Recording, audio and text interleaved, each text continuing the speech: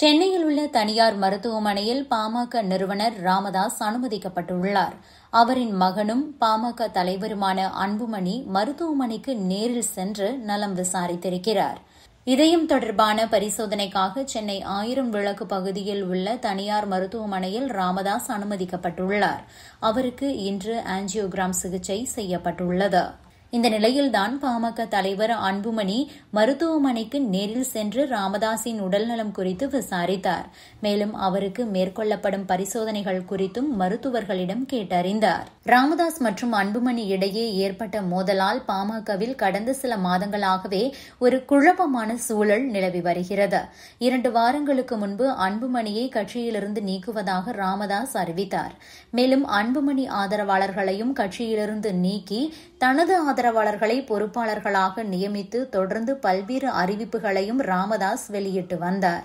அதேபோல ராமதாஸின் ஆதரவாளர்களை நீக்கியும் தனது ஆதரவாளர்களை பொறுப்புகளில் நியமித்தும் அன்புமணியும் பதிலடி கொடுத்து வந்தார். இந்த சூழலில்தான் தற்போது மருத்துவமனையில் அனுமதிக்கப்பட்டுள்ள ராமதாஸை அன்புமணி நேரில் சென்று நலம் விசாரித்தது பாமக வட்டாரத்தில் பரபரப்பை உருவாக்கியுள்ளது.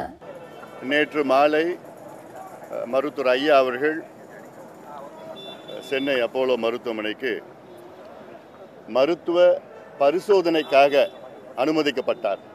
அதாவது மெடிக்கல் செக்கப். இன்று காலை மருத்துவர் ஐயா அவர்களுக்கு கார்டியோ ஆஞ்சியோகிராம் செய்யப்பட்டது. அந்த ஆஞ்சியோகிராமிலே இரத்த குழாய்கள், இருதயத்துக்கு செல்கின்ற இரத்த குழாய்கள் நன்றாக இருக்கிறது, பயப்படுவதற்கு எதுவும் இல்லை, ஐயாவுக்கு எந்த பிரச்சனையும் இல்லை என்று இருதய மருத்துவ நிபுணர்கள் சொல்லியிருக்கின்றார்கள். மேலும் 2 நாட்கள் மருத்துவமனையில் ஐயா ஓய்வெடுக்க வேண்டும், தொடர்ந்து கொடுக்கின்ற அந்த மாத்திரைகளை எடுக்க வேண்டும், மற்றபடி பயப்படுவதற்கு எதுவும் இல்லை என்று மருத்துவர்கள் சொல்லியிருக்கின்றார்கள். அது உள்ளே இருக்கிறார், ஐசியூவில் இருக்கிறாரு, அதனால் பார்க்க முடியல. ஒரு 6 மணி நேரம் இருப்பார், ஐசியூவில் இருப்பார். அதுக்கு பிறகு ரூமுக்கு வந்துடுவார்.